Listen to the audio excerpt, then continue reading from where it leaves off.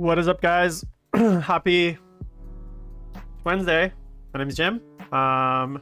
This is the weekly hobby chat. We're going to be doing some painting today, but just thought I'd do a little switcheroo of the views just to have a little quick discussion introduction while we get going.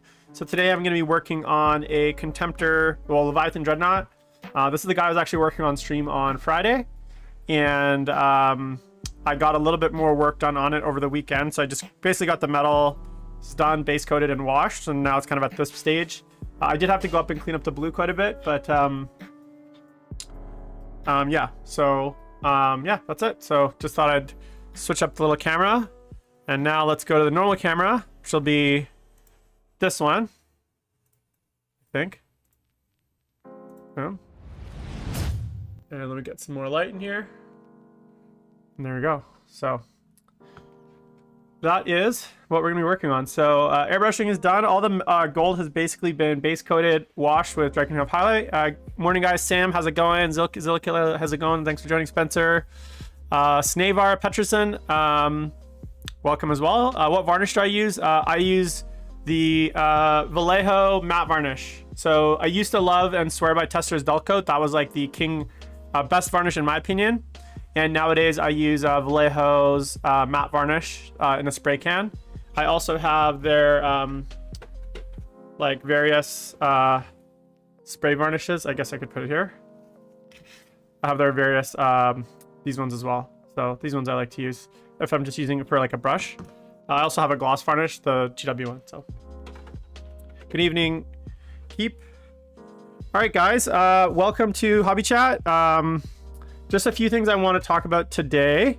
Well, actually, I have a lot to talk about today, but I did want to kind of start the show off by talking. I made a little sticky note for myself of notes to go through because I am a very organized streamer. Hey, Fat Dingo, how's it going, man? Welcome to stream. So yeah, so here's my Leviathan. Maybe I'll zoom out a bit. It's a little bit. There we go.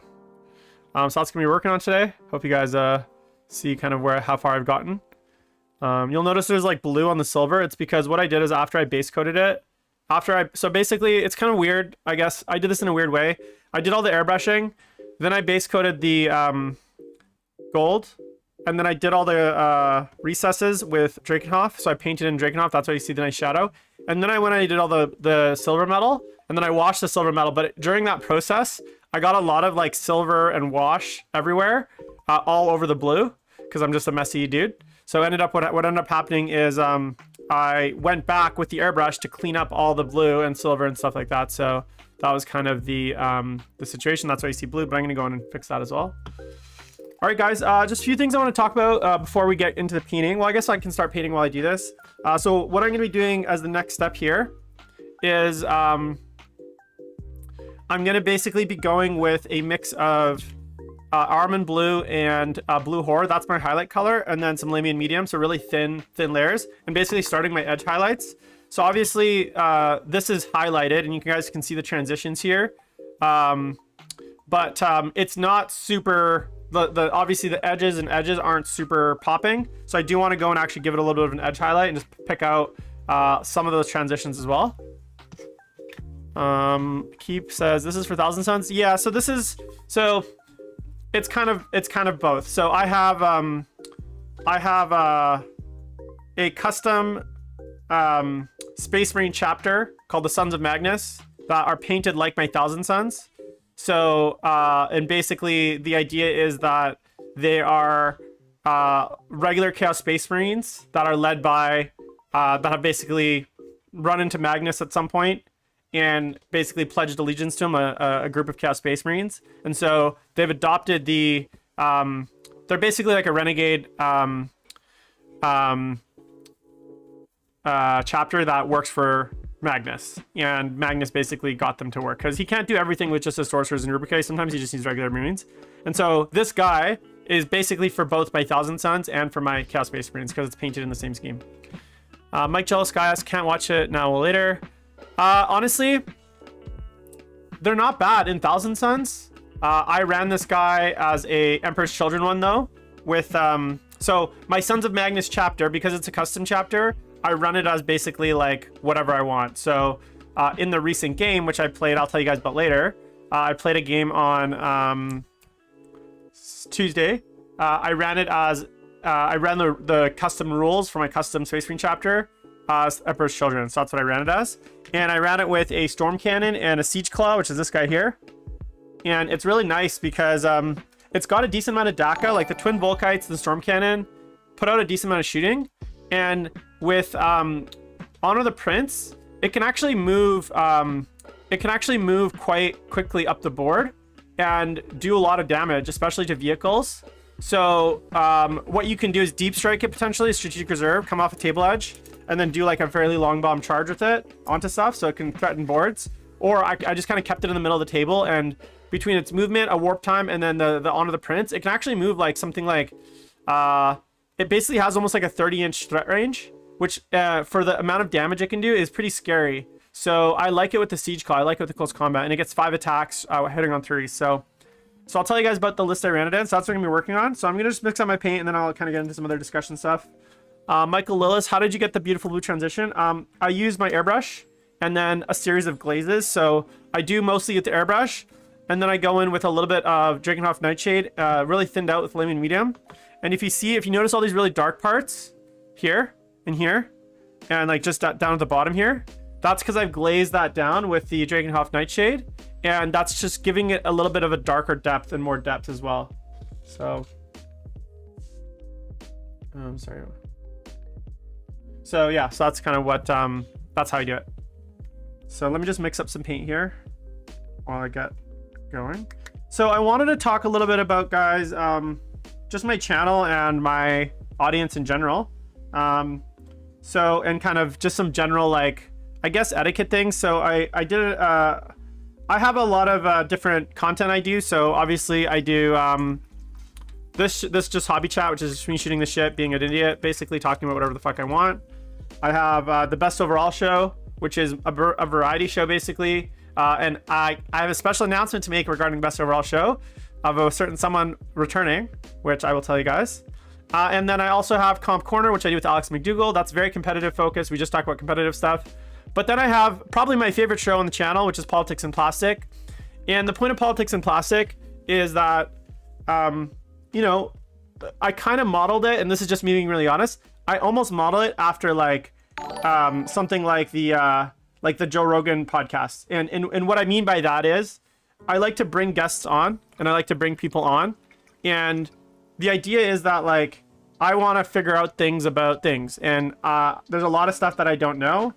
There's a lot of things that I'm not knowledgeable about. There's a lot of things that I think are important topics that don't get discussed because of the fact that they are sometimes hot topics and people don't want to wade into that. And one of the, I guess one of the like key tenets of all of the shows that I do and what I want to do on this channel is that I want the guests and myself to have a really open expression of ideas and viewpoints. And even if I don't agree with them, I want people to come on and feel comfortable that they can kind of speak their mind and say whatever they want and not fear that there's going to be like backlash or repercussions because of what they said. So a really important thing for me is that honesty and integrity of the guests and myself, as far as what I think, really leads the discussion, and that when we can have these really difficult conversations about things like cheating, about things like sexism, about things like tournaments, about things like all these kind of difficult topics that I've been talking about, or things that maybe people don't necessarily want to talk about because of the fact that they are difficult topics and they are things that there's often not a perfect answer, right? It's a messy kind of, it's a messy kind of situation. There's sometimes different opinions. Sometimes there's no real right answer. Sometimes the conversation goes in a way where at the end we kind of maybe hit an impasse and, no one's happy with the outcome. We talked about things like ELO ratings and like there was so much controversy over that. Obviously the sexism episode that I did last week has created a lot of noise and stuff. There's obviously a pretty heated chat as well during the episode, which I have to apologize for because I didn't moderate the chat, and I've never had to moderate my chat. Because as you can see, guys, I mean, I've been streaming for 15 minutes There's probably like 15 messages. So my chat in general has always been fairly quiet because it's a new channel. There's not a ton of viewers. I don't have like 200 viewers, and generally the audience has been fairly like, I guess, passive or throwing in a comment question here and there. There hasn't been a ton of dialogue and engagement. So I was really caught off guard on last Thursday's episode of Politics and Plastic, when there was like some fairly heated discussion in the chat between various people in the chat. And it was brought to my attention that I should have moderators. And I was like, well, I'm just a small channel. I have like 400 Twitch followers and like, you know, a few thousand, like 1,500 now on YouTube. Who's going to moderate my chat? I don't really think that there's anyone in the community at this point that has like shown that they are willing and able and interested in stepping into a role like that. And maybe that's different. Maybe I'll throw something into the Discord. So just a reminder, if you guys haven't joined the Duplicity Paint Discord, the link is down below. Make sure to check it out. But I usually announce things like the stream calendar. You can chat with me directly there, throw up questions. There's anyone else that's part of the kind of my very small community is in there. And so, but one thing, and kind of where I'm going with this, guys, and this is really important. I want everyone to understand this. It is really critical to all of my shows.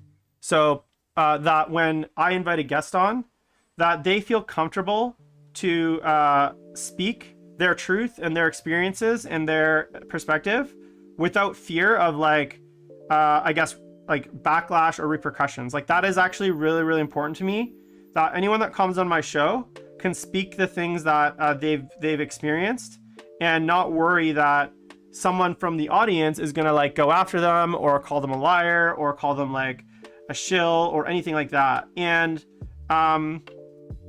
you know, I did hear some reports. I don't know what was said. I don't know who said it because I wasn't given that detail. But I did hear some reports from some of my guests that some people in the, I guess, audience had basically approached them and said some not so nice things about them and basically tried to, I guess, like erase their perspective or pretend that they're not legitimate or again, I wasn't told what was said, so I'm just kind of speculating here. But as a result of that, you know, one of my guests has decided not to come back, which is unfortunate. But I just want to say that that kind of behavior is completely unacceptable. I don't condone that, and I don't accept it. So if I do find out that one of my listeners has, you know, approached one of my guests and harassed them or engaged with them in a negative way, I will ban you from the channel, no questions asked. The whole point of the shows and one of my goals with shows like Politics and Plastic is to be able to have really honest, open dialogue, and for my guests not to fear like that they're going to get like attacked outside of the show for their positions. And so, you know, if you guys want to go start your own dialogue, your own conversation, and again, I'm not blaming anyone in this chat. I'm just telling you what I was told. If you guys want to go and start your own YouTube channels and whatever content where you can kind of talk about what you think, hey, God bless, all the power to you. Let me know and I'll check it out.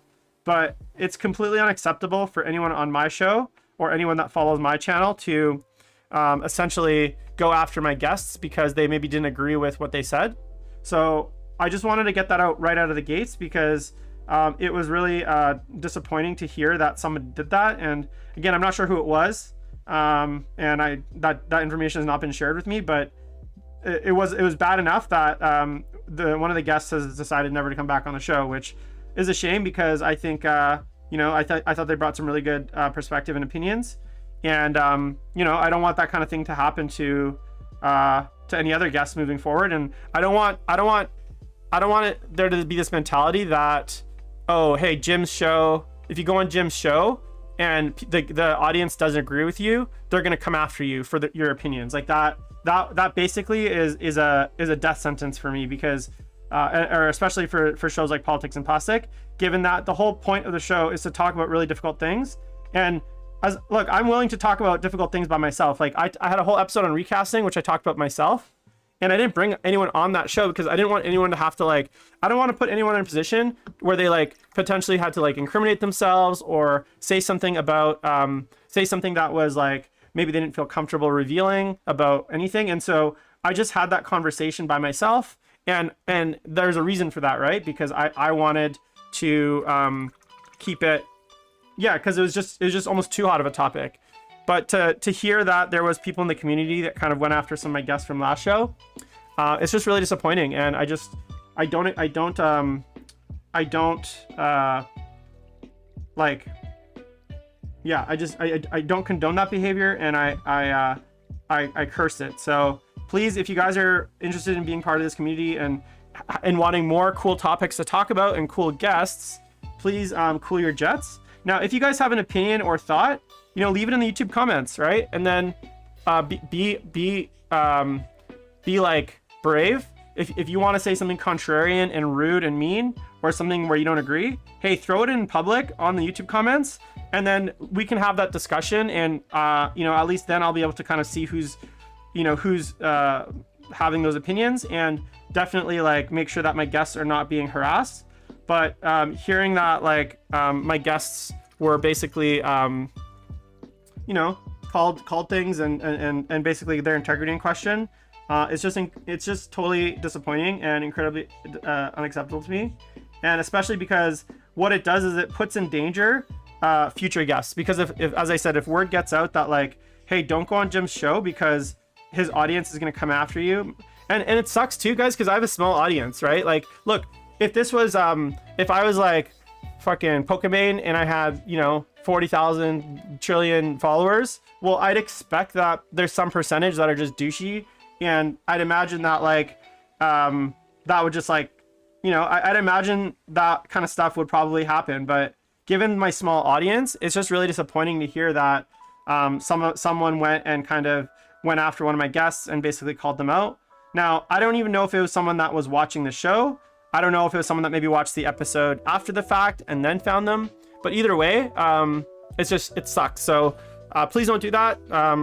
Yeah.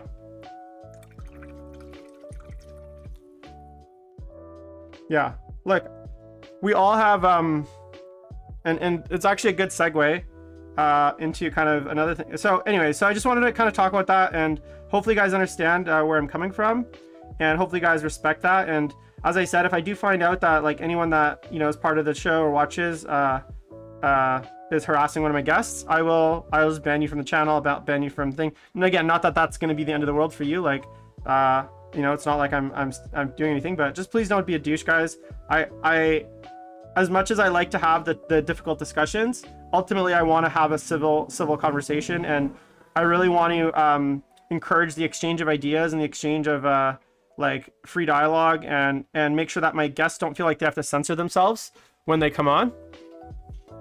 So yeah, that's kind of, I guess, my first thing that I wanted to say. Michaelos, Torkota, what do you do for your gold? So I haven't finished it yet. It's just a base code stage. It's a scale 75 Viking gold with Drakenhof Nightshade so far. That's all I've done so far. And then just back with the gold, but I'm going to go back and finish it. This is all that's been done so far, is just base coded. So there's still quite a bit of work on the gold to do. But why I like to do that is just because it helps me kind of visualize how the model is going to start to look and pick out all the gold areas. Goat Boy Flylord says, man, if I could talk about all the awful comments I got on articles. I assume Goat Boy Flylord is the Goat Boy, right? Goat Boy from Bell Lost Souls.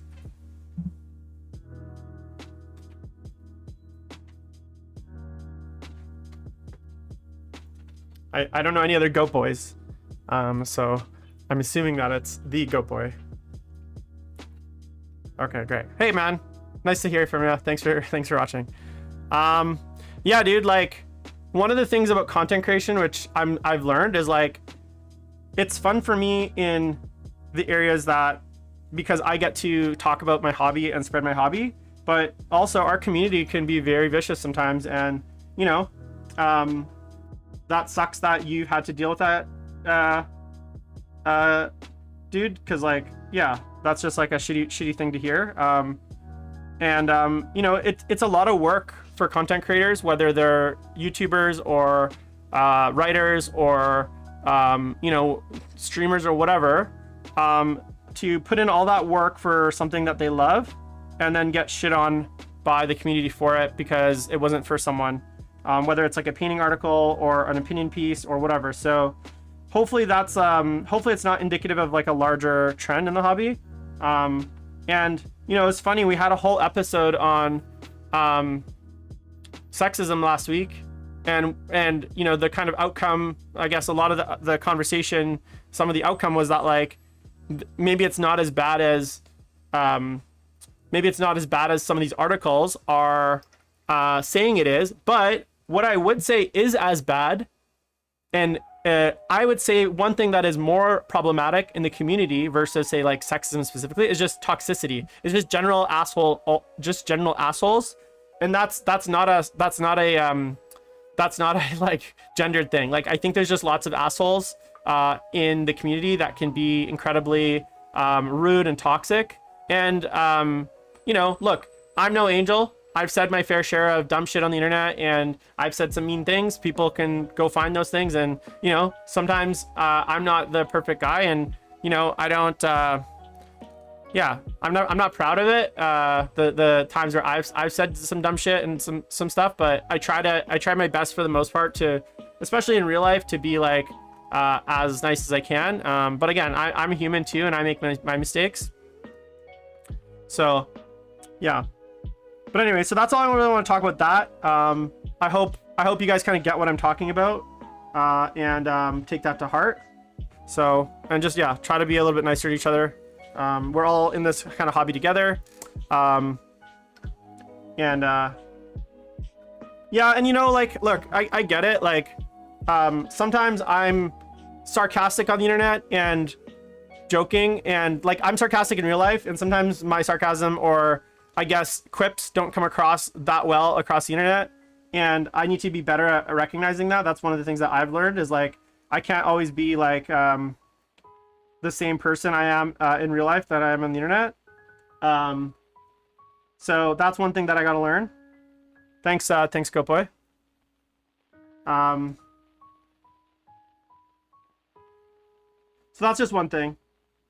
All right, so that's kind of all I want to talk about there, but yeah, I hope you guys get the message, and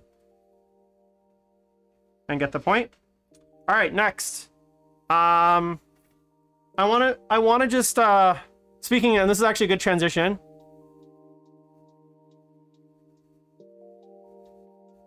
Tellable asks me, any recommendations in mending a broken Magnus weapon? So what's actually wrong? Like what's broken with it? Can you explain?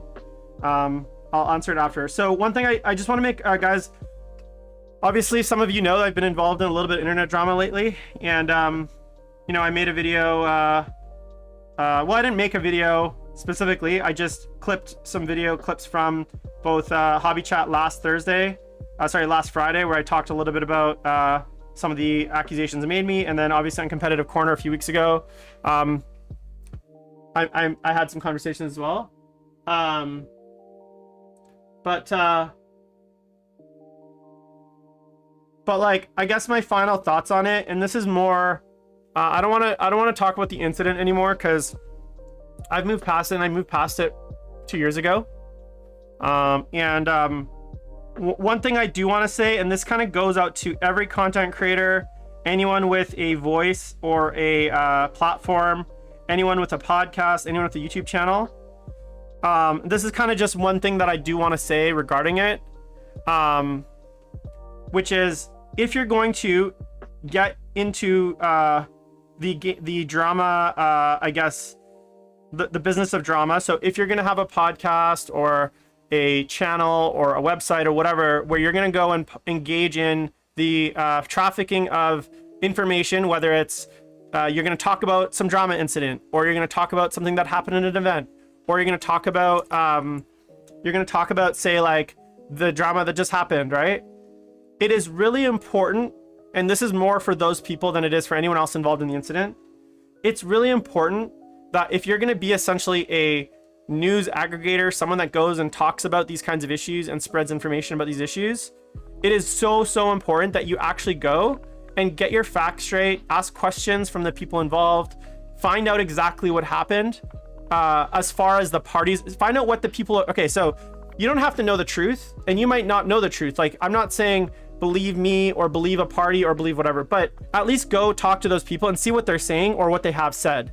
And just at least read and do your research and your due diligence to find out what it is that person said and what it is that person has been accused of and who said those things. Because one of the biggest issues with this whole drama in the last 2 weeks wasn't actually the incident, but it was the false narratives being spread by content creators about what happened. So it was like a really bad game of telephone where there was multiple content creators on multiple channels basically regurgitating the story, but instead of like saying like, hey, this is what Jim said in his video, or this is what so-and-so said in this chat, and you guys make your decision, they were like, well, we think this happened, or I heard this happened, or this is what I think happened. Like, there was a lot of speculation and a lot of like hearsay and rumors started that were easily provable to not be true with just a little bit of research, a little bit of digging in, a little bit of just like investigative work.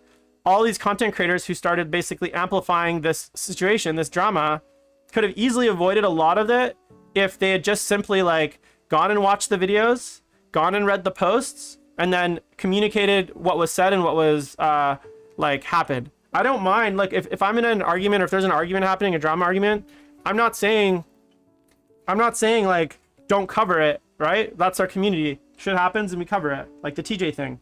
What I'm saying is, before you cover it, at least go and find out, go collect the facts and figure out what information is actually out there, and then just make sure to communicate that information accurately. Because a lot of this drama from this week didn't actually come from the incident itself or the people involved in the incident, including myself. It came from the content creators that turned around and basically started spreading. They're like, well, I heard this and this happened, and I heard that, I don't know why this started. And it's like, well, if they'd actually gone and looked at the like various videos, the various posts, all of that would have been answered. But instead, they just like made a lot of wild guesses and then a lot of like speculation.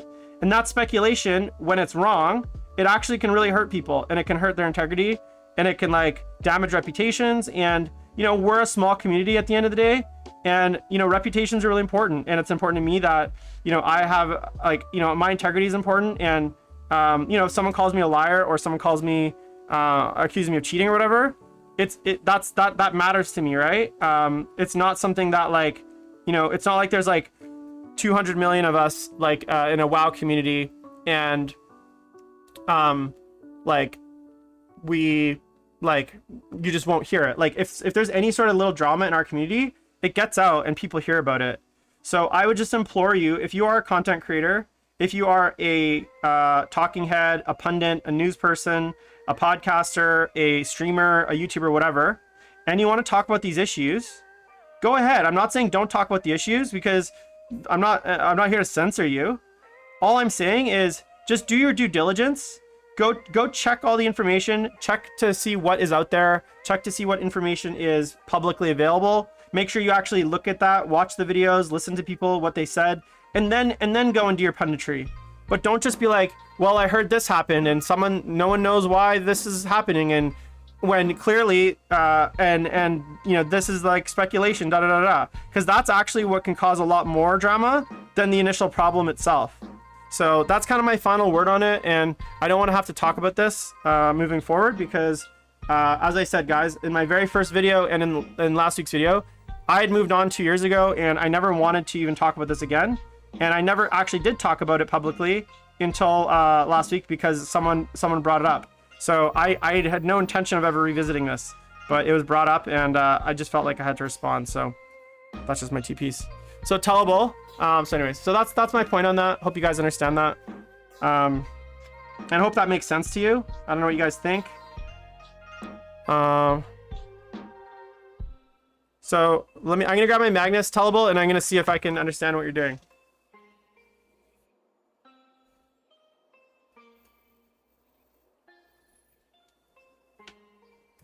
Okay, so if I understand you correctly, you're saying that it snapped right here. Is that correct? Tellable?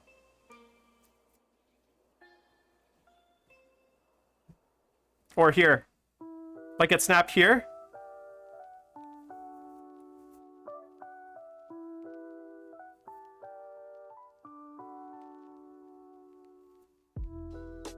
Thank you.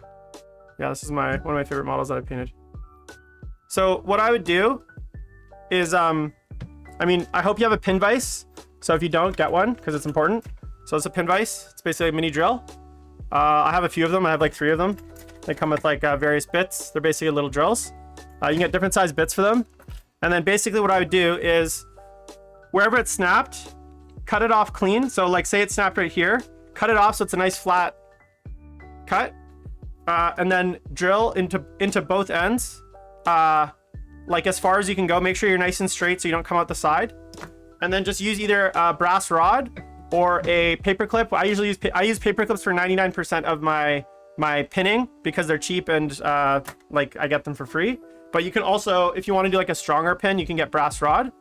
Other option would be to, if say the joint is too small, like if there's not enough there to pin, you can buy some, this is just some plastic card tubing basically. And you can kind of use that maybe to extend that a little bit if you need to. This is hollow tubing, but you can get like solid tubing like this. So this one's, you can see this one's solid. And then there's hollow ones as well. So that, and then yeah, like I have like a little bag of brass rod here, different sizes. And then, as I said, normally I use paper clips 100% of the time. Thanks, Cam. It's one of my favorite models that I've painted. I'll show you guys. Dun, dun, dun.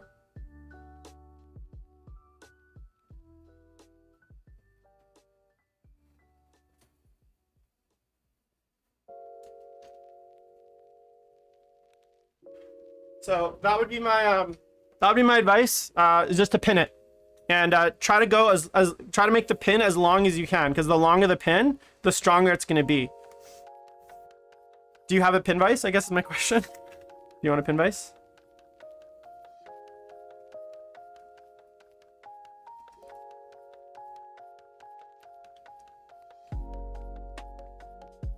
Thank you. Yeah, that's what I do. It's not just to fix models though, but actually for a lot of large models where there's small joints, I usually just pin them in general, just to help with their overall strength. Trust me, I've dropped a lot of models. All right, so that's my last spiel on the whole drama, and hopefully we can move on from it. And then, you know, and everyone else on the channel, I'm sorry, like, I don't want this channel to be like a fucking drama channel where every day there's some like clickbait headline and I'm here, you know, stirring shit. I want this to be a channel where there's like great hobby content, there's like great discussion, there's like, you know, other things going on. I don't want it to be a channel where people come to like, I don't want it to be like the fucking TMZ of 40K, you know? So hopefully that is the last like dramatic like fucking video that I have to post on the channel to discuss kind of stuff like that. So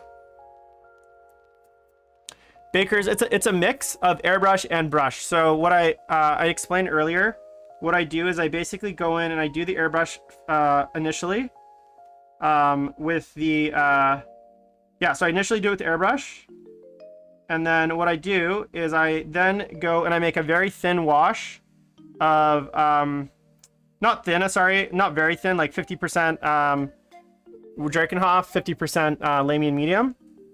And I basically, so you can see these really dark areas, I glaze that wash into all the dark areas, and then I also paint the wash, like you can see here how it's dark in between these little, like where the armor plates are. So I glaze that wash, or I paint that wash with like a very thin brush like this into all the cracks, and then like in and around all the different, like where all the armor plates meet and stuff like that. So it's a combination of airbrush to start, and then going in with the brush. And then after, I'm doing what I do now, which is I go in with a very light color. You guys can see the color, how bright this is, but it's very thin. So I'll show you guys how thin this is. So it's like, it's super thin. Thanks for the subscription, man. It's very thin. And what this does is I go and then kind of do like an edge highlight by hand. And this is kind of the final step on the blue, just like this. And then what I also do is I have a little bit of almond blue here, which is kind of like a mid-tone, and a little bit of Lamian medium here as well. I don't know if you guys can see that. And so what I do is once I've done that edge highlight like that, right? And sometimes it's gonna be a little bit harsh. Like you can notice here, I don't know if you guys can see it. Let's see if I can zoom in here. So you can see here, guys, see how this is quite harsh? So here the transition's not too bad, but on this part, because of just the glazing and the airbrushing, this transition here is quite stark. You can see the edge highlight is quite stark. So what I'll do here is I'll take a little bit of my almond blue on my brush, get a little bit of the Lamian medium, make like a very thin glaze, and I'll basically kind of glaze that in just like that. So I'll just kind of glaze that transition just like that. And I might do that like, so I'll kind of do that. I'll kind of work that around like here. And this is kind of like my mid-tone glaze, just like here. Hopefully you guys can see that. Like here you can see as well. You can see how harsh it is. There's this really light blue here. And then there's like a darkness. This is hard to see. So then I'll kind of go and I'll glaze that in. That kind of mid-tone. Just a very light glaze. Just like that. You can see it's quite thin. All right, and then I kind of repeat that process around the model on all of these kind of larger plates. So again, I'm gonna go do that one more time here. And now this transition between the edge highlight and the kind of plate is a lot cleaner. It's a lot more smooth. And then what I'll do here is I'll go back just one last time and just hit that very edge again with that blue. So that's gonna give me a nice kind of blue transition, if that makes sense, without the edge highlights being too harsh. So this sounds like a lot of work, and it's not, to be honest, because I'm only doing that whole process on like the very like only on certain areas where it's like sorry, I'm only doing that transition on areas where see if that's where it really needs it. Like an area like this, because the transition is so long, I don't need to do that because it's already quite smooth. Whereas these smaller areas, because I wasn't really like, so with a small surface area like the feet, it's really hard to do an airbrush gradient, right? Because you have literally like this much space to work with. So in those areas, to do like a smooth airbrush gradient from like the very back to the front is almost impossible. Or like an area like this, like how would I do on this little panel here? Like if you look at it here, how would I do an airbrush gradient? It's impossible because it's literally like a third of an inch. So what I do is I grab my highlight color like this, my edge highlight. I'm gonna kind of go. And again, you can see how thin it is, guys. I'm just gonna put on my thumb again. See how thin it is? It's almost like, and I thin it out with Lamian medium. And the reason I do that is because when you're working with paint that's super thin, you wanna make sure that it doesn't, like, you wanna use the medium because otherwise it can sometimes dry like splotchy. So if you just use pure water, so that's why I use the medium. And again, so I'm gonna do my little edge here, just like that. Yeah, so these areas are just too small to do like a regular fade in. So I'm gonna do kind of like a brush gradient basically. And I might go around and do like the whole leg first, so I'm not super slow at this.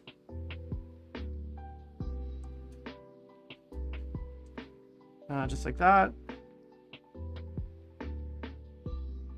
And then anywhere that's like kind of hidden underneath, you don't need to really do that. Like this area here, it's kind of hard to see. It's like really underneath there. So you don't really need to do a gradient there because you can't really even see it. But then like an area like this, again, like it's impossible to do an airbrush gradient on this like inner toe, just because of like the angle of the airbrush and just the way that the model is built and just the size of it as well. So for an area like that, I will do my edge highlight like that. And then again, going in with a little bit of the thin down Airman Blue, which is my transition color. And again, just gonna just kind of paint that in really thin, kind of glaze that in just there. And that's gonna kind of give me my gradient. And remember, if it's a really small surface area, you don't need to do like a perfect long gradient, right? Because at 3 feet or at 2 feet for this is supposed to be a tabletop piece, right? This is not a competition piece. So at 2 feet, it's gonna look great. It's not, you don't need like a fucking perfect transition on a like a little toes gradient for a tabletop level model. As long as your big surface areas have that nice gradient, you're gonna be fine. Oh, thanks KP. Thanks, dude. I'm glad you appreciate it. Actually, I have one in my fridge, so I'm gonna go get one. So I'll be right back.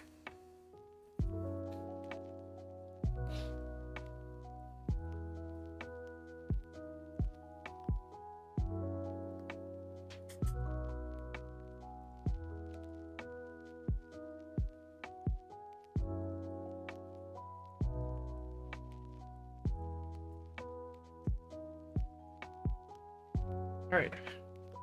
Blue raspberry ghost, really good beer. So that's kind of how I do the blue. All right, so those are my first 2 topics, guys. Next thing, small announcements. Well, not small, but exciting. Cheers, everyone. Some small announcements that are big announcements. First, I'm almost at 1,600 subscribers on YouTube. So if you're watching this on Twitch, there's 12 of you right now. Please go to YouTube and subscribe to the channel if you haven't. Get me over that 1,600 mark. The goal is 2,000. Hopefully by the end of, I don't know when my 2,000 goal will be, but hopefully not too long. Thank you everyone that has subscribed. And then same thing, if you guys are watching this on YouTube, please make sure to go follow me on Twitch, even if you don't watch on Twitch, because just having more followers makes me feel better and it's free for you. So please go do that. Second, David Koska, my co-host for the Best Overall Show, will be making his triumphant return to the show. Maybe a very good chance tomorrow, but if not tomorrow for Best Overall Show, definitely next week. So I'm just waiting for him to get back to me if he can do tomorrow. But so I'm very excited to welcome him back. He has now moved to Utah, which I don't know.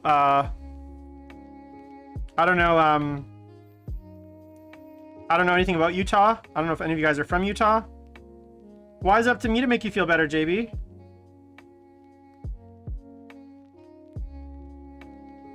What are you guys gonna do to make me feel better? I've had a pretty shitty day, if you guys want to know. But I've had a pretty shitty... So, my weeks... I don't even want to talk about it, guys. Well, I do want to talk about it. I'll talk about it later. But, so that's the first announcement. He says his internet's much better. So, and I'm glad that it is. Second announcement, I played a game, a real-life game of Warhammer on Tuesday. My Thousand Sons Emperor's Children mix versus Drukhari. Now, I ended up winning the game, I think 75-31, because neither of us were battle ready. So that's why I'm painting this, because it was part of my army and I didn't have it fully painted. And I usually don't like to play with non-fully painted models, but I've just been slacking and I really wanted to try out the new Dreadclaw. So I need to paint this Dreadnought. I need to paint 10 Noise Marines, which I converted up, and you can see the models on my Instagram if you want. And I also need to paint my Dreadclaw. They're all base coated basically, but none of them are really that far along. So that's gonna be my next few projects for my Chaos. So that's the next announcement. Yeah, my first league game. So I won. Now, to be fair, the guy, and okay, the cool part was, I've lived in my apartment for 11 years. I've never played a game of Warhammer here because it's too small. But I finally, for the league, I went and I got a folding table, like actually got a 60 by 44 folding table from Urban Mats. It was fucking $300 in the end with like all the shipping and duties and all that stuff. So that sucks. And then I bought a set of terrain from local TO legend Dan Miner for like $200.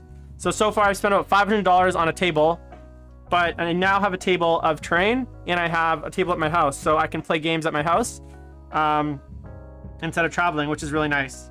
So that was really exciting, playing at my apartment. And everything folds away and kind of goes into the closet, which is really nice because I do have a very small apartment. Like literally we played the game like right here in my living room, like right behind me. So that was really fun. I ended up winning that game, as I said. So he was a super nice guy. His name is Zach. He basically ran a good 8th edition Drukhari list. Like he hasn't really played much since 8th edition. So he ran like a very good 8th edition Drukhari list with like Talos and like Rax and like he had 6 Talos and Grotesque. So it was very reminiscent of an 8th edition list. And he just, he was still kind of learning his rules, and like I was trying to help him out as much as I could. But like, yeah, I ran Magnus. No, sorry, it was 60 by 44. It was 60 by 44. Sorry, I lied. I thought I said 44. So so what I ran my list was Magnus. Oh yeah, so the way our rules for our league, the way that they work is that basically you have to pick at the start of the league a faction, and your warlord has to always be from that faction for the rest of the league. And the league is basically 10 weeks, 2 weeks for each game, and it's 10 weeks. And so I wasn't sure if the Thousand Sons book was going to come out. And once you pick your faction, you can't change your faction. So I picked Thousand Sons, even though they're not great for my like main faction, because my thought was, well, maybe if the book comes out like in the last week of the league, in less than 10 weeks, then I'll be able to switch over to the new book, which will be really exciting. So instead of playing like Death Guard, which I've been playing for most of the season, I decided to play Thousand Sons. And so I ran Magnus, I ran Supreme Command with Magnus, I ran a patrol with a Terminator Sorcerer who had a familiar. I ran 5 rubrics and then 2 Chaos Spawn. And then I ran the Leviathan here with, and then I ran a Contemptor with dual Volkites, just basic. And then in the Emperor's Children detachment, I ran a Dark Apostle with that crazy relic. I ran a Sorcerer, 15 Cultists, 10 Noise Marines with like Blastmasters, Sonic Blasters, all that stuff. I ran a Leviathan, which is this guy here, with Siege Claw and Storm Cannon, and 300 killers, which were amazing. They ended up killing 2 Raiders turn 1 with all of my shooting. And then I also ran a Dreadclaw pod for the Noise Marines, and then I think that was it. Oh yeah, and then 10 Terminators with 2 Combi Meltas and Lightning Claws. So those were also, they actually didn't do that well because they dropped down, shot like, they didn't really do much in shooting. They killed like a Venom with like 6, they killed 1 Venom with all the like multi Meltas and stuff. Sorry, Combi Meltas and stuff.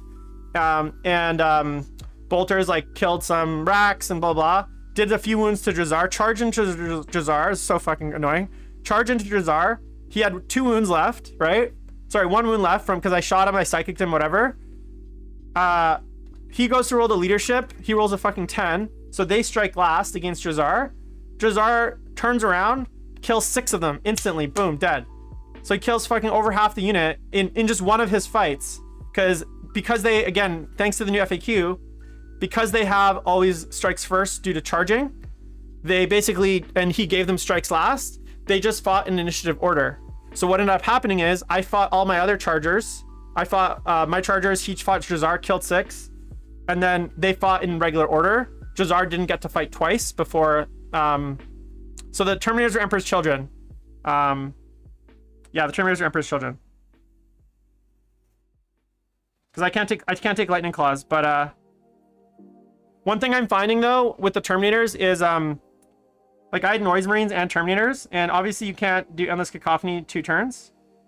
I didn't. So it's almost like I don't know if having both Noise Marines and Terminators in a list is great, although they are really good, but it just feels like you either run out of CP or you run out of stratagems, you know?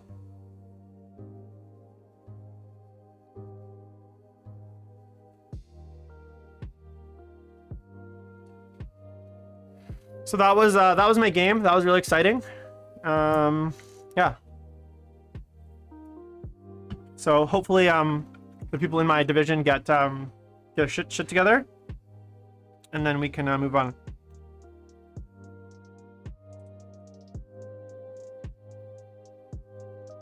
All right, let's talk Warhammer Plus. I might, but the problem with the Thousand Sons ones is they're 400 points for the same 10 versus 280. So think about it. 400 points for 10 Terminators versus 280. I don't get Lightning Claws.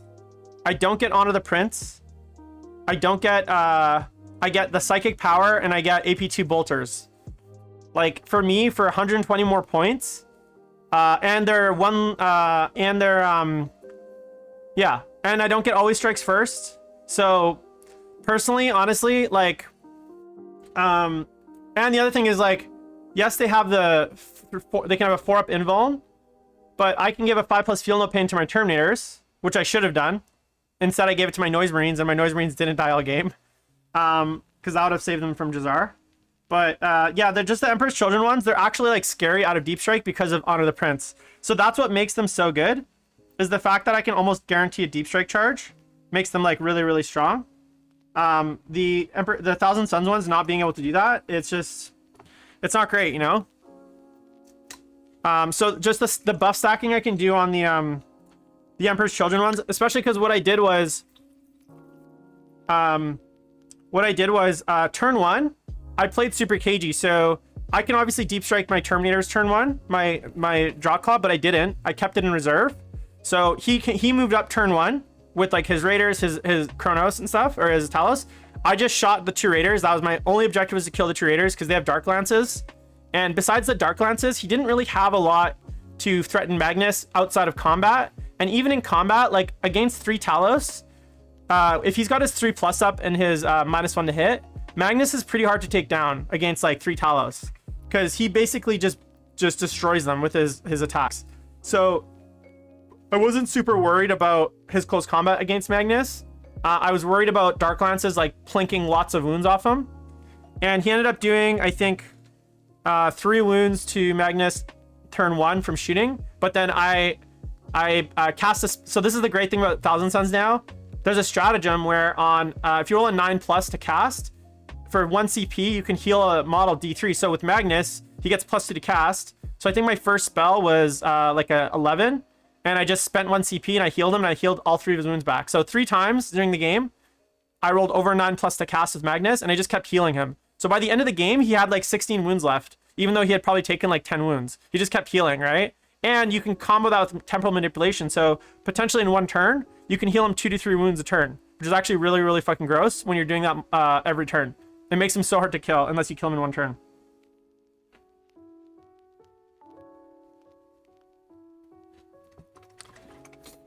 So the CP, yeah, I was very CP hungry, starved.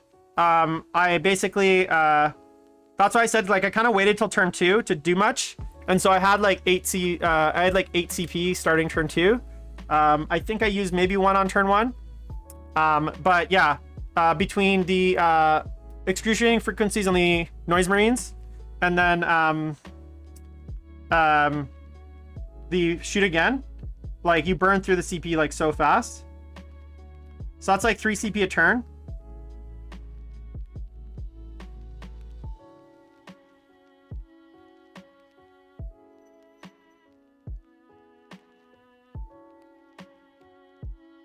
Which isn't great.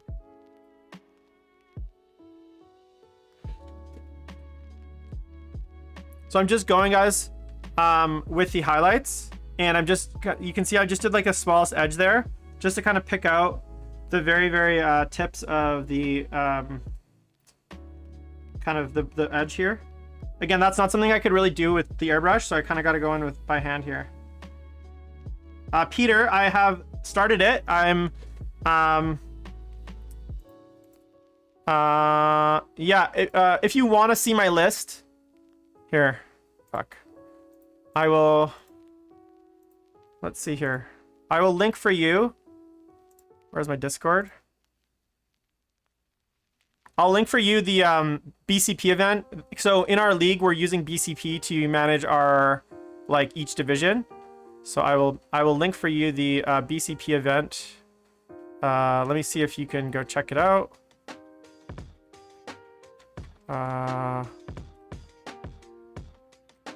For the group, where is it?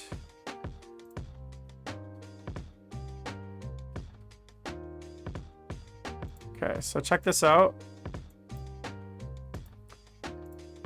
No, it's okay. So check out that event in BSBCP. You can see my list there, and then that's just the so each league has its own like BCP division, and that's how we're using it to manage the league. I think I did end up changing some of my spells because we are allowing. So basically, because the way the league rules are, in between games, we're allowing people to change lists, because the whole point of the league is that you buy models, you build them, you add them to your army, you kind of grow your army. So we wanted to give players that flexibility. So you can actually change your list in between games. So I ended up changing, I think, maybe one of my spells there, but that's the list I took. So if you check that out, I think hopefully that works. Yeah, sorry, I was about to start my Torkata. Thoughts on using Diabolic Strength? I mean, there's just better spells, to be honest. Like, so here's a question I would have. Who's casting Diabolic Strength, and what are you giving up to cast that, right? So almost 90% of the time, if you're having, say, a non-aspiring sorcerer cast that Diabolic Strength, then you're giving up a smite, you're giving up a damage spell, right? Like there's very few times where I take Diabolic Strength at all. The only time I used to take it generally was when I was running like a Morty list, because the 1 extra attack on Morty would turn into, I believe, 3 extra attacks. So sometimes I would take Diabolic Strength in, say, a Morty list, but now you can't even do that, so that's kind of dead. Or if, say, I was playing a Knight player, like if I was playing against Knights, I might take Diabolic Strength on a model, say like a Demon Prince, just to give him that extra few strength so that he's wounding Knights on 3s instead of so he's wounding Knights on 3s instead of 4s, right? Because normally I think with the Hellforged Sword is +1 strength, so he goes from a 4 to a 3, and I want that extra attack to kill a Knight because Knights are big. So those are the only times I really take Diabolic Strength in general. And normally, because of the way the game is set, I'll spell familiar into it versus starting with it. So yeah, I just generally wouldn't do that, to be honest. I just don't think it's good. The other thing is the Terminator Sorcerers just don't get a lot. They're just not, like, the problem with Terminator Sorcerers and Thousands of Terminators is they're not, they're a shooting unit, right? Like, they just have power swords. So they're not really even a close combat unit.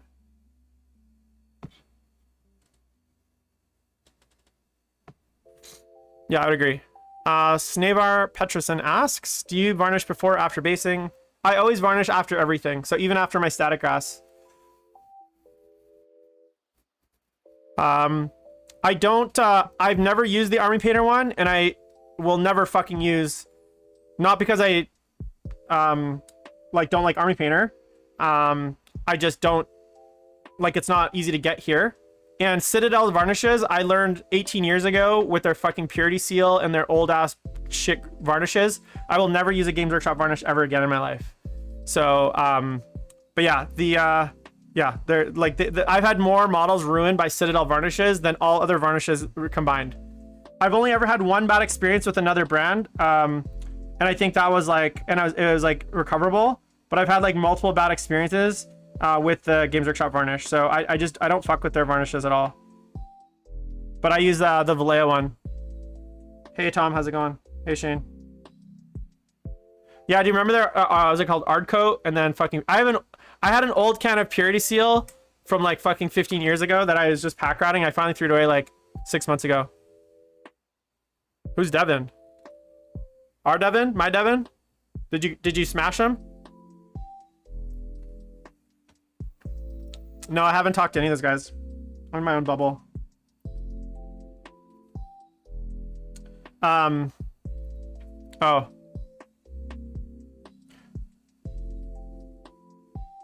No, I shouldn't. Yeah, so the Vallejo stuff's really good, to be honest. That's the brand I've gone to. It's nice and matte. Like I like ultra matte. I very rarely, I sometimes will satin varnish, and Vallejo has a decent satin varnish. And if I need to, I will gloss varnish by hand, or through like my airbrush. but I almost always just go heavy matte. I like really matted metals, and I like really matted models. No, yeah. What happened, Tom? Do you know who won that game? Oh yeah, like I looked in the chat. Who's the fucking admin? Who's the guy I'm playing? I was like, where is there a player list? Like I'm too lazy to look at lists, so he hasn't reached out to me. I haven't reached out to him, but I should probably organize my game with him.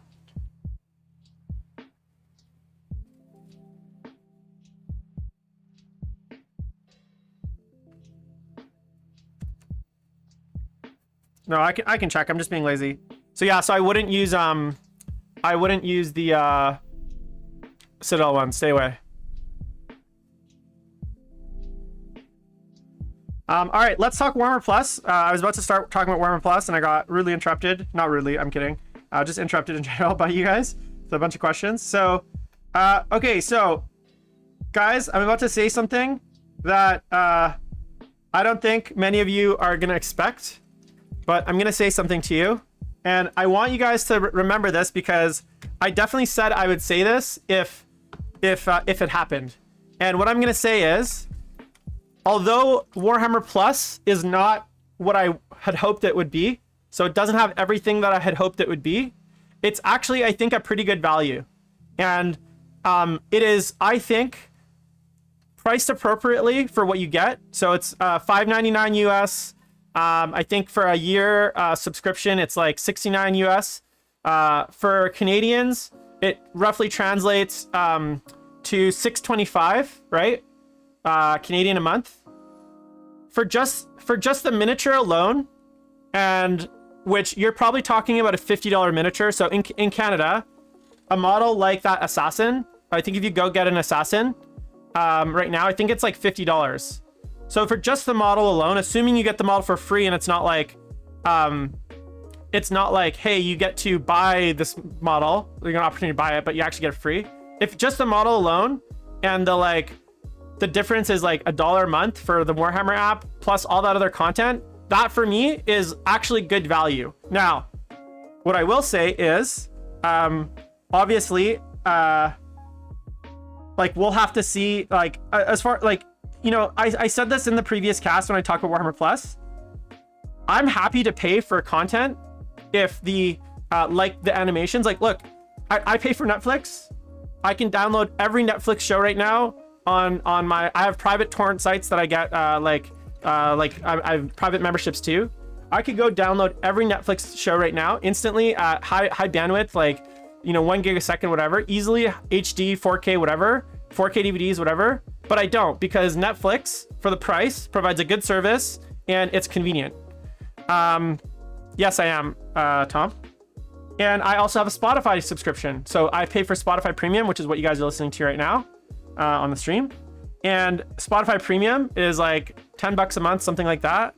And again, all the songs basically on Spotify Premium, I could go on the torrent sites, download those albums, put them in my iTunes, and just listen to them, right? But again, Spotify provides me a good service, and I'm happy to pay for that. Now, for Warhammer Plus, for the price you're paying for $5.99, I also think that's worth, assuming that the content pipeline continues and there's like new stuff coming out. There's a few shows on there, right? So there's the master classes, there's the lore thing, which I don't look, I love the lore, but I don't care to pay for lore. But I know there's a ton of people that pay for painting Patreons, right?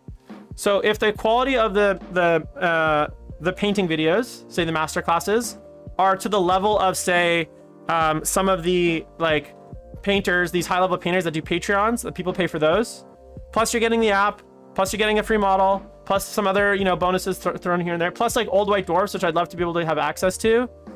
Just for that, I think it's worth it. So I actually think Games Workshop, from a price point perspective, did a great thing. I think I was shocked that it was as cheap as it was. I was predicting it was going to be like $15 or like $13 or something closer to Netflix.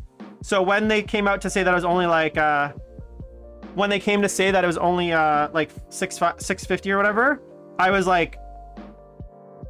fucking shocked. I was like, I did not expect that. So And I said on the previous show, I said, if the app is good, or if the service is good and it's worth it, I will come and tell you guys that it's good and it's worth it. So, so in that narrow definition, it's great. Now, what I'm not happy about, and what I still will criticize GW about, is the fact that as great as it is, if they could charge double, if they had put digital rules in there, digital codexes, so you get access to a digital rulebook for all the systems, you get access to digital codexes for all the games, and they're updated, I would pay double that. I would maybe even pay triple that. So Games Workshop, if you want to get more money out of me, literally add that to Warhammer Plus. Add a service, like maybe call it Warhammer Plus Plus, where it's like an extra bonus, like it's an extra kind of tier. Because I have Netflix and I pay for the second tier. So I pay like, there's normal Netflix, which is like 1080p, and I have a 4K TV, so I pay for 4K Netflix. So I pay an extra premium for that premium Netflix. If GW was like, hey, also in a month, we're gonna also launch a Warhammer Plus like army rules system, where you get all the codexes, you get all the rules, they're digitally updated, everything is there. There's like a Kindle style or like reader app where you can basically log into the app on your phone or your computer and read the books just like they're a physical book. Yeah, Warhammer New Game Plus. I would pay almost triple for that. So if you're listening to Games Workshop, do that. Second, if they added audiobooks, so if they added an audiobook, like an Audible style subscription service, where again, so all the audiobooks right now are on Audible, and I have an Audible subscription. That's where I get all my audiobooks because it's such a good value, right? If they added the audiobooks to Warhammer Plus, right, I would also pay double. If every month I could get one free audiobook on Warhammer Plus, I would pay $10.99 for it easily, hands down, no questions asked. So as much as I think that's a good start, I think it has a lot of potential.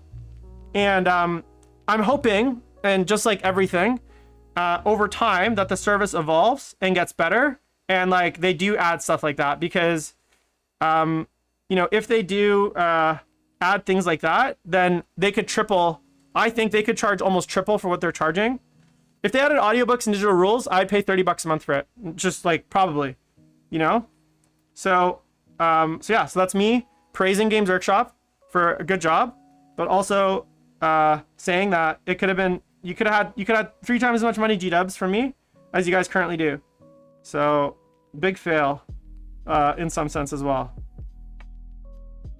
Now, the other thing I'll say is Rome wasn't built in a day. So I'm not going to lose my mind because every feature and everything that I want is not on the app at the first day that it launches. I very much recognize that, maybe they're not in a place where they can offer that right now. Maybe they're still working on the tech, or maybe they're still working on, various whatevers. And so I'm willing to accept that for the time being. It is what it is. But I would hope that if you guys give feedback, if the people of Warhammer Plus give feedback, and if I get Warhammer Plus, I'm going to definitely give feedback, that we will eventually see them add a like Audible style service to Warhammer Plus. That for me would be like finally, and then I do really feel bad for the AOS players who are getting their like really good apps basically cut and neutered. So it sounds like the Azure app and the War Scroll Builder or whatever the fuck they use right now is gonna get changed, and I don't think that's gonna be good. See ya, Tom. Thanks for joining, man. Take care. So I feel bad for the people that use those apps right now, because it sounds like they're gonna get the Warhammer 40k app treatment, which is unfortunate. But yeah. Overall, I'm pretty happy with it. But the thing is, Agraf, so the thing is right now, people pirate it anyways. So like I have full pirated copies of Admech, Sisters, Drukari, Digital, Death Guard, every 9th edition codex I have pirated copies of, because digital copies that are like scans of the book, because people like me do not want to buy a physical book anymore. I have a whole shelf, you can see behind me, of physical books, and I have boxes, or have had boxes, of old codexes from past editions that just end up in the landfill. and they never have value. So if they want to, am I happy with myself? Am I proud of myself? No, but like I will take, if you guys are going to provide a shitty service where I have to buy a book. And here's the other thing. I don't like the Warhammer app. I think it's bad. But if in the Warhammer app, I could put in a code from my book, my physical book, and get a digital copy, a digital one-to-one copy. So let me show you what I mean by that. So I'm gonna go to my books in my iPhone right now. This is literally the 9th edition. You guys can see that. This is the 9th edition Death Guard book in my my phone right now. So it literally is a digital copy. So and I have that for AdMech, I have the Sisters book, I have everything. So if I can get a 9th edition digital copy like this, not a summary of rules in the app, not like a reference thing, not like a army builder style thing, but literally like I go to Warhammer app, I click on the codex and it opens just like the actual physical codex, just something like that. I would pay for that. I would be happy with that. I would buy a physical book if it gave me a code to enable that. But instead, the physical code, the physical book, the code, all it enables is you to essentially be able to build armies in their shitty app with your army, but it doesn't actually give you a digital copy of the codex, right? So, which I think is like a huge shame.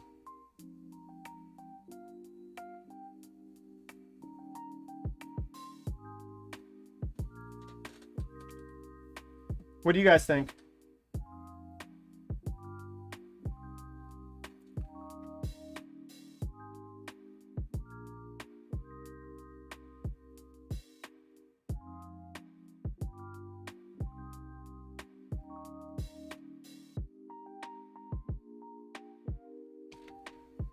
Would you guys pay for that?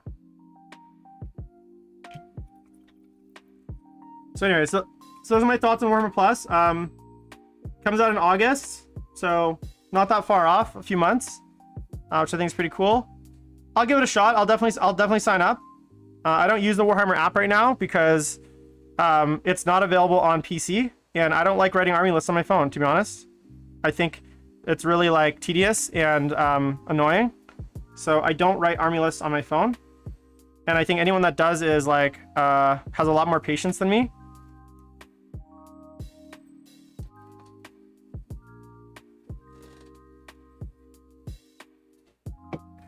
Yeah, it's really annoying. It's really annoying. If there was like the one, yeah, especially when there's sites like Wikipedia, which has the entire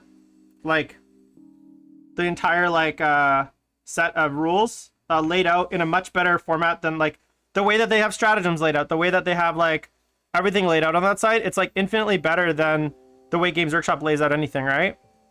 So when you have sites like that, it just encourages piracy because the site is like so bad. The app is so bad that it's like, why wouldn't you, right?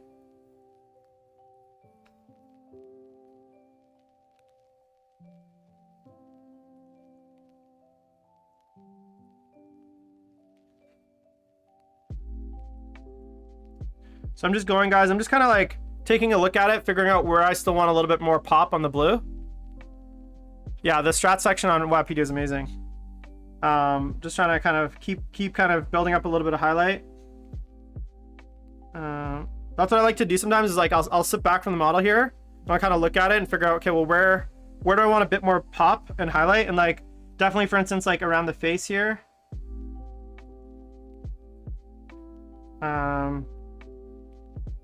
Just back here. More on the blue.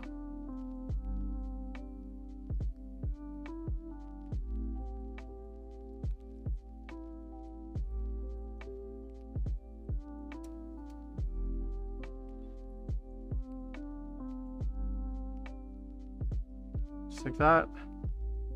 Trying to see kind of where I want more pop. I think this area here where the transition is, I still want a bit more brightness. So let me just go back in there.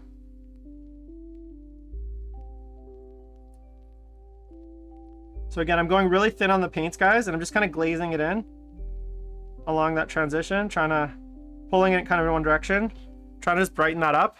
There we go. I think kind of around here too, these hard edges around the armor. Just so that those little edges pop a little bit.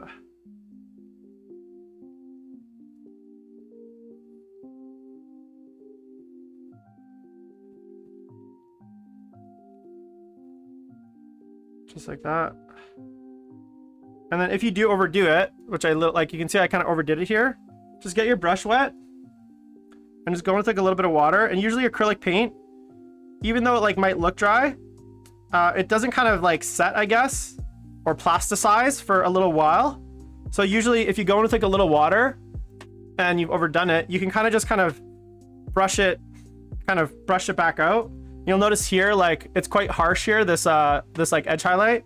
So I'm gonna make like a little mid-tone. Oh shit. And basically just paint that in here. Again, this is like, these areas are so small that you can't do an airbrush fade on an area that small. So these are the kinds of areas where like, a lot of people are like, oh, you can go in and do everything with an airbrush, and you can.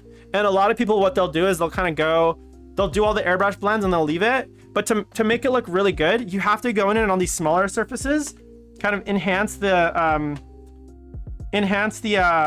blend and the transition on these smaller surfaces too, because it doesn't look good when it's like, when like these smaller surfaces don't have the same kind of gradient as the larger surfaces, it ends up looking really bad.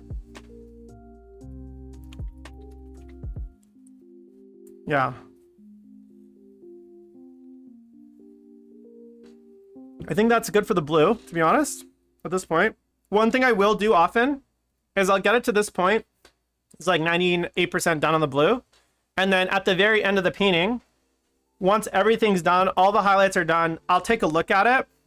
And if I need to, I might go and hit another few areas with that blue, because sometimes, like for instance, as the other colors are added to the model, the composition of the model kind of starts to change. So for instance, say right now, because the blue is so bright, the blue is the focal point, right? Like this blue kind of area. But maybe after I do all the gold and like other parts, like maybe I do the tabard in blonde or bleach, sorry, or in bone, and then that starts to become the focal point, maybe because it's really bright. And I want to refocus it on that blue. So I might go in and kind of pop up that blue another level and give it a bit more of a highlight. But I don't know that right now because the model's not done and it's not finished. So all I'm going to do is leave it there, go kind of finish the model, and then at the very end, I'll kind of take a look at it and maybe kind of look at it from like a little bit of a distance and figure out, okay, how do I like it, right? So like, is there certain areas that maybe are not standing out? Like maybe here, I want to add a little bit of blue, right? Along there, that edge, I'll add it here too. So these are things that like, sometimes you don't know the answer until the model is basically completely finished. And so here you guys can see. So see how I've got the edge highlight and then a little bit of blue. So now I'm gonna take a little bit of Drakenhof Nightshade. And I'm gonna kind of glaze it in here. Just like that. And what that's gonna do, and again, that didn't do much. Like you didn't see, it doesn't look like there's much there. But I'm gonna do that maybe one more time. That little glaze. And what that's gonna do, once that builds up a little bit, very kind of light glaze. So I'm gonna let it dry fully, which it is. Grab a little bit. Hey Brian, how's it going? Welcome to the stream. I'm gonna kind of do it one more time. Just like that. And again, you can see how thin my paint is. It's not pure Drakenhof Nightshade. It's like kind of Drakenhof Nightshade with a little bit of Lemon Medium in it. Just so it dries nice and smooth. I'm just kind of pulling my brush down like this. I don't know if it's hard to tell.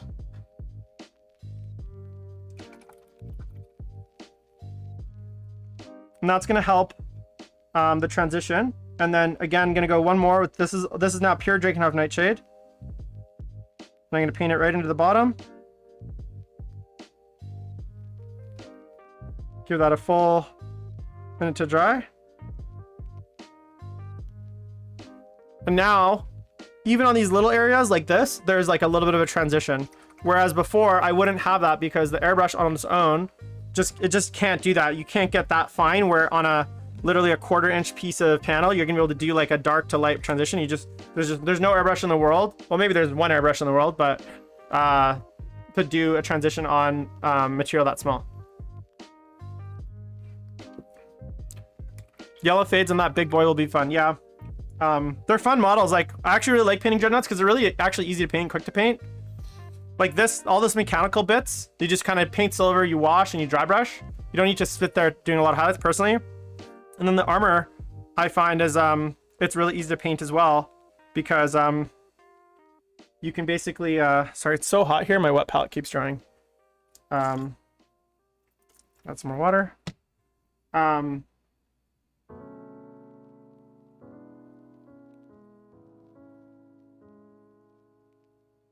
Okay, and then I'm going to go in with one more edge highlight.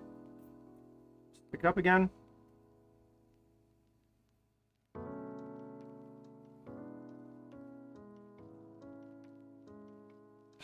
Just like that. Add that edge.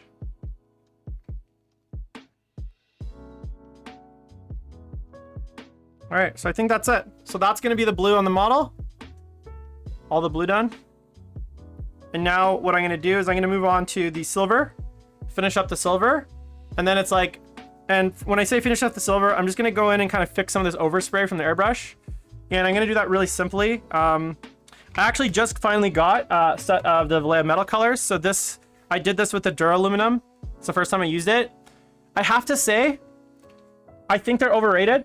And hold. Why do I think they're overrated? Because the thing so the colors are nice. I got a set of eight different colors. I've been using scale 75 metallics for like 3-4 years, and lately I've been using the Pro Acryl metallics as well.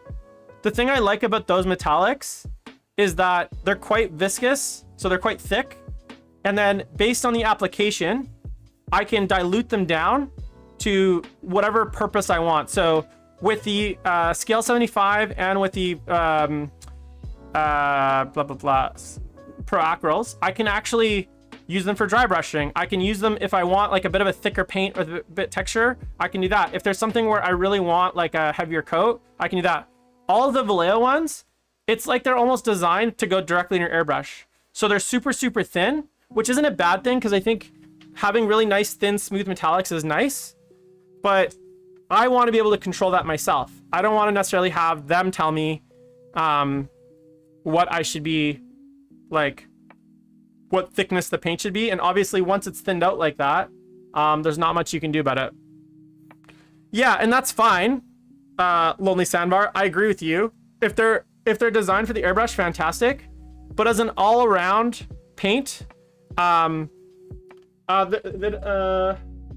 doesn't really say. Oh yeah, it says airbrush colors. So that's fine that they're designed for the airbrush. Did I not get the right ones? Is there like normal ones of these that aren't airbrush versions that I bought the wrong ones?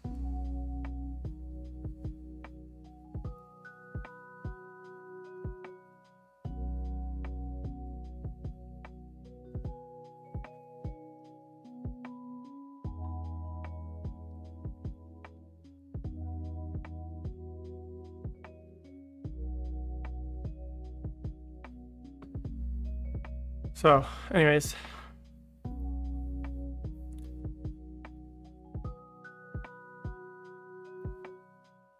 Okay, so did I buy the wrong ones? Okay, so I was under the impression that Vallejo metal color, these ones, there's only one type of them, but is there sorry, maybe I'm misunderstanding you guys. Is there another version? Like, can I get a non-airbrush version of this exact paint, or is there just this? Because if maybe I bought the wrong ones, maybe there's like a brush version of this that I should have gotten instead. Okay, that's what I thought. I thought there's only, I've never seen like a second group of these. I guess my point is, they're great for airbrush, but I wish they were slightly thicker. And especially because, like, if you think about it, I don't use airbrush paints at all. I use just regular paints, and then I thin them myself to the consistency I want based on the use case, right? So if I'm doing something that needs a little bit thicker, I like thicker. If it's thinner, thinner. But there's a reason I don't use airbrush paints in general, because they're very like single use, right? Whereas a regular paint with airbrush thinner, I can use for all sorts of purposes. So, all right, guys, that's gonna be the stream for today. Thanks so much for joining. It's been an hour and a half. I hope you guys all had a great stream. Thanks for joining in, and I'll be back tomorrow with best overall show. I'm going to hopefully have David Costco with me, but if not, it'll be either me or another co-host. And yeah, I appreciate you guys all tuning in, and we'll be working on this Dreadnought for the next few streams. I'll probably be working on it in between as well. So hopefully, guys, yeah, hopefully it's almost done by the time I come back. So thanks, guys.